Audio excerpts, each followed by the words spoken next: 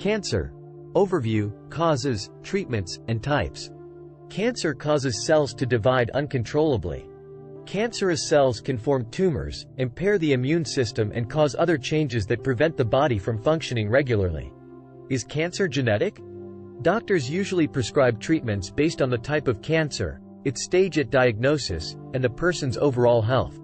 When hormones play a significant role, as with prostate and breast cancers, this is a common approach.